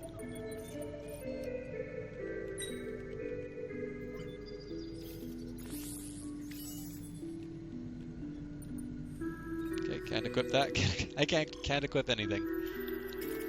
Let's view the decelerator, and we'll give... Yeah, he's kind of taken the role of the explorer now, so...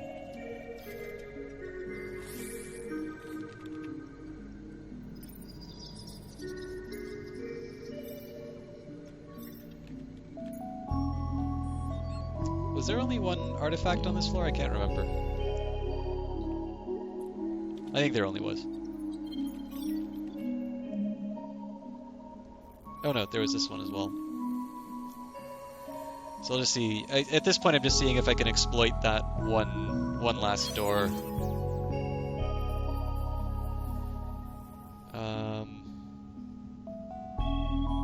Yeah, I'll dig to, yes.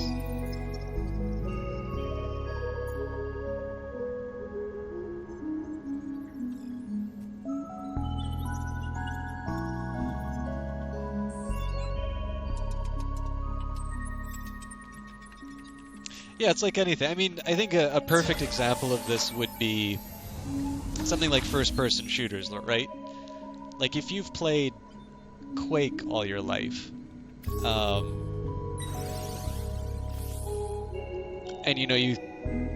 let's see here.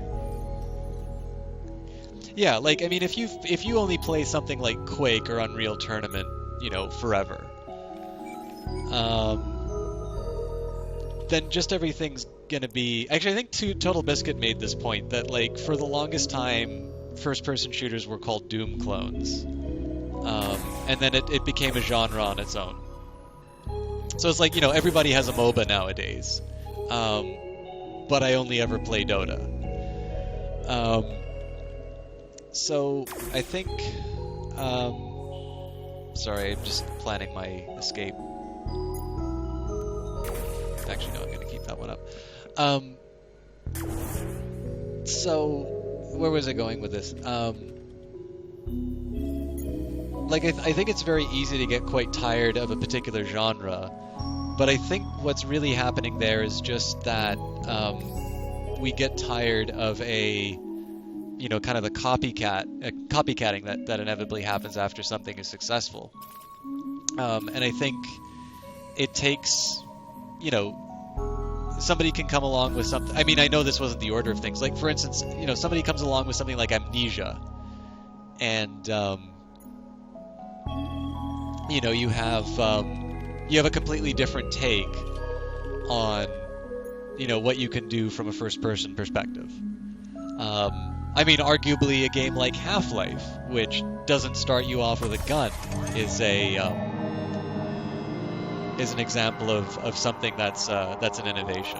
I mean, again, Half-Life, to my mind, is not really that different from Quake or something like that. But and even if you consider something like Endless Space, I mean, Endless Space is not exactly that different from Civilization in broad strokes. But I think it added enough that kind of made it its own, that it was enjoyable to play. And if you've played Civilization Beyond Earth, you actually will notice that some elements of the Endless Space tech tree actually wound up in Beyond Earth, and I think it's better for it.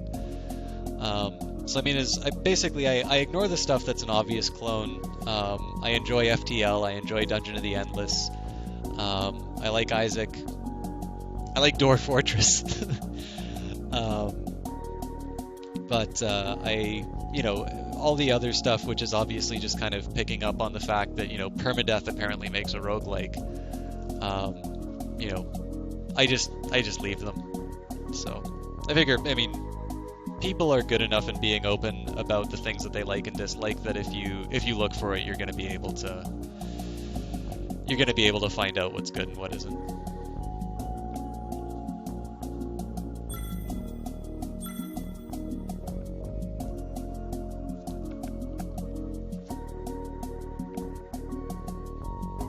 I think we get a change of scenery on this floor.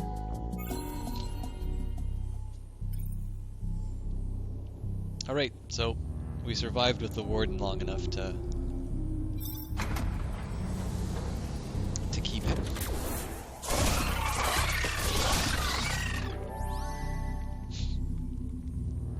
Oh, okay, there is another door. I was like, is this a one-room dungeon? I don't understand.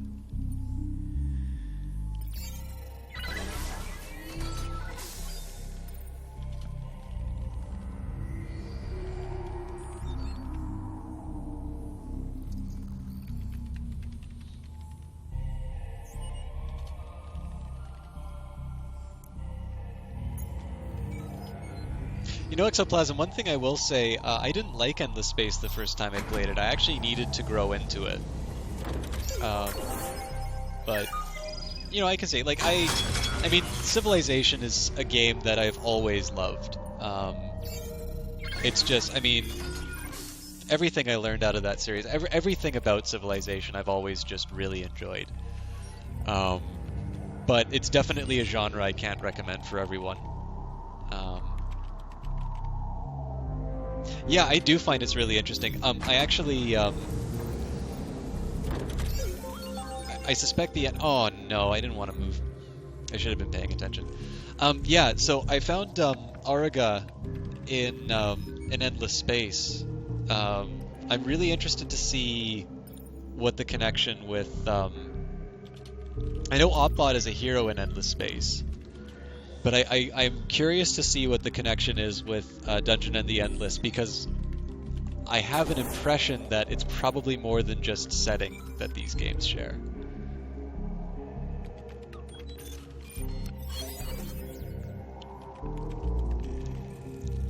Yeah, Brenda, I'll admit, I was actually surprised by people's reaction to Beyond Earth. I like it. But it definitely seems like people are...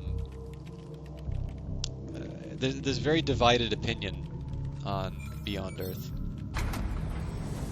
Which is fine. Again, it's... not everybody has to like all the same things.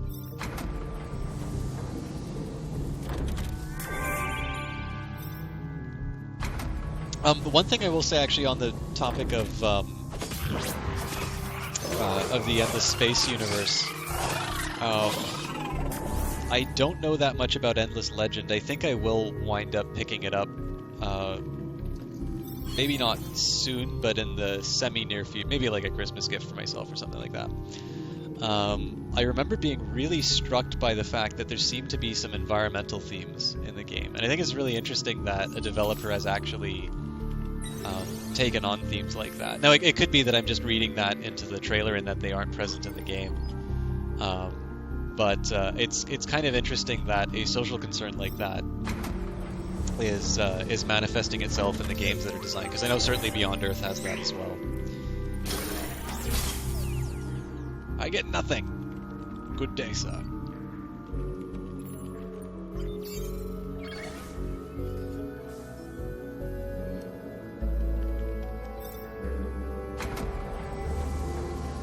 Oh, I thought I should have been staying in that room. That was careless.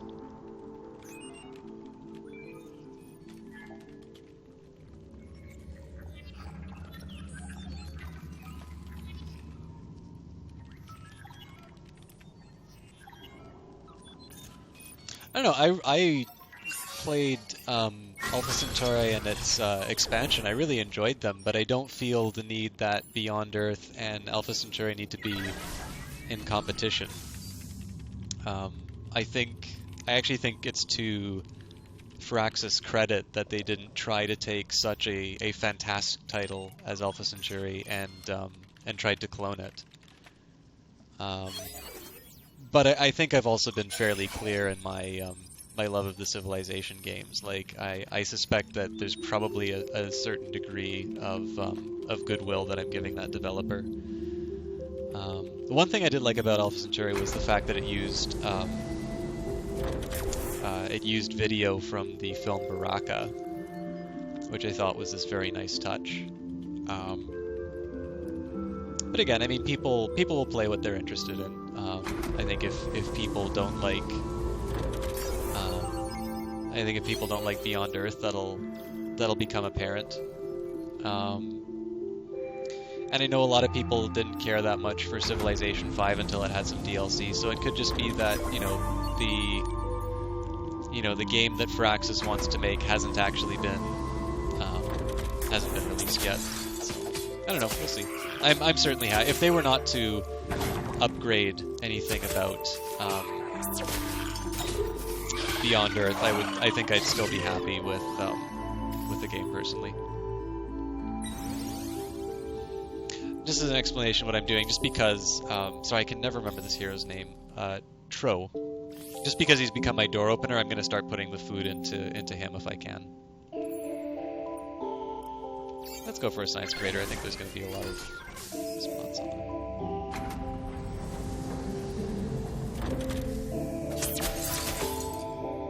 And I lose it.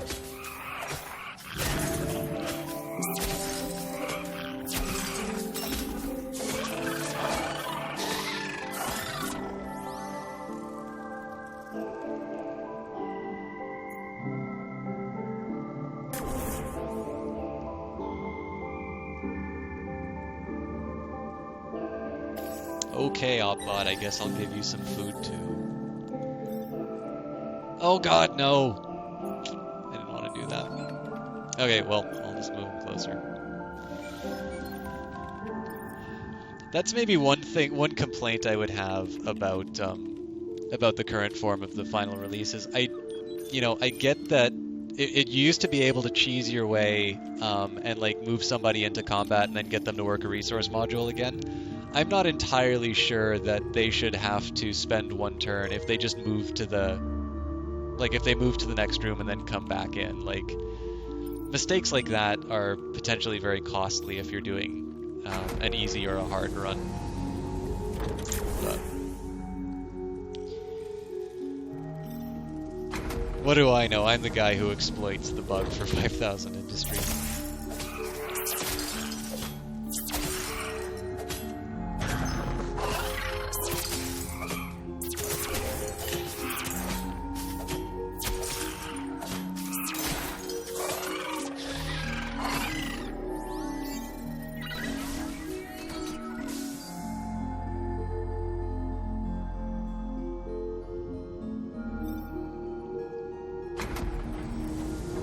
Oh, I really wish I just had one more unit. Oh, wonderful, a gift.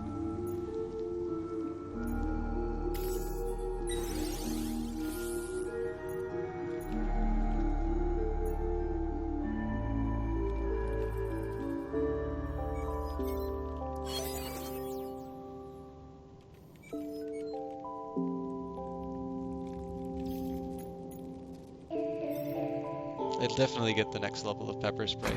I haven't had need for it yet, but 30 seconds of a monster attacking its allies I think is a pretty good ability to have. I don't believe I've seen his own device before. What does it do? I like that.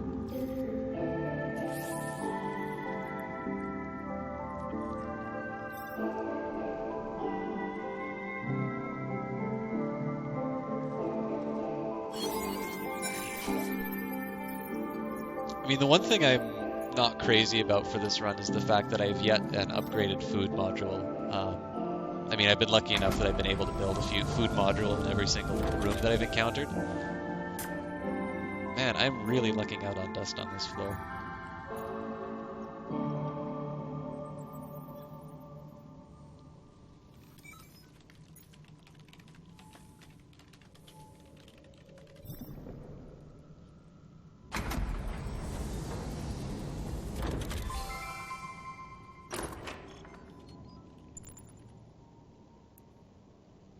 Dehydrated water.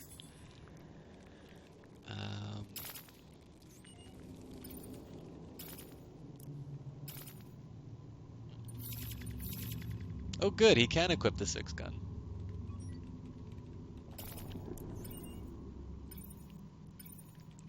This is definitely, you know, even without the industry exploit. Oh. Well, I'm happy to have you here, Exoplasm, but I'm gonna be honest with you, right? Like, I like streaming stuff, but I don't know why anybody bothers to watch me, to be totally frank. Like, this game is fun to play. If people enjoy watching it, I'm happy to provide them a stream. But if you were, you know, I love the fact that you came in, and thanks for stopping by. But if you think it's more fun to play, I think you should follow that instinct.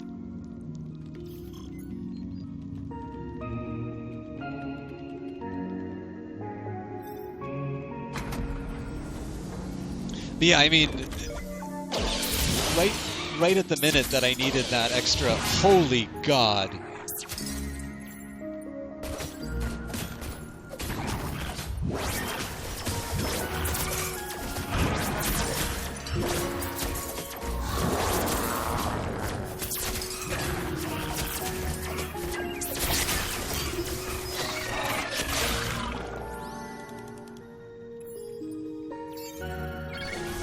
Well, that was exciting. Yeah, like, so, I mean, around that time when I was saying, it's like, oh, wouldn't it be so nice if I could get, you know, just enough for that room, and all of a sudden, you know, 10 dust right away. That never happens to me. So, honestly, I think this is actually going to be a good run before I found the industry exploit. The industry exploit was just the icing on the cake. Yeah, I agree completely, Exoplasm. I did, actually last week I did the Extra Life, well, I streamed the Extra Life gaming marathon. And I finally finished Trine for the first time. I think Trine is such a wonderful game. But, I mean, I've had that game for so many months because of a Steam sale. And I only just finally got around to finishing it. Or even, like, putting any meaningful time into it, to be completely honest with you. So yeah, I definitely appreciate your position.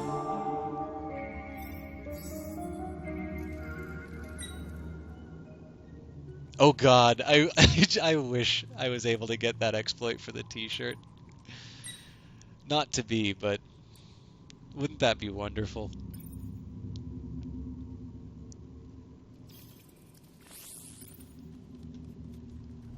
Alright. It's a pretty easy floor. I think Max is still my fastest.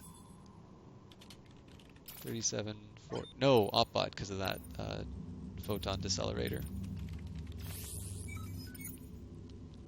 So, I think I'm just going to abandon... Like, honestly, if the monsters run fast enough that they can catch up with me from there, I probably have some bigger problems.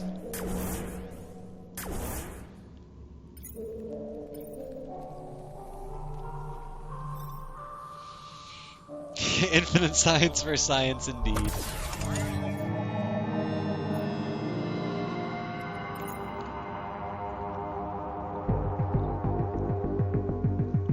I'm not so sure about their decision to make it so that it was randomly decided what resources the merchants wanted. I thought the division between industry, or sorry, between dust and like dust as a health unit and as a currency was actually a dynamic that worked really well for this game. But I don't know. Amplitude is I see it, you know, I see how it works. I don't necessarily think the game is substantially worse for it, but I'm not entirely sure that the new system is better either.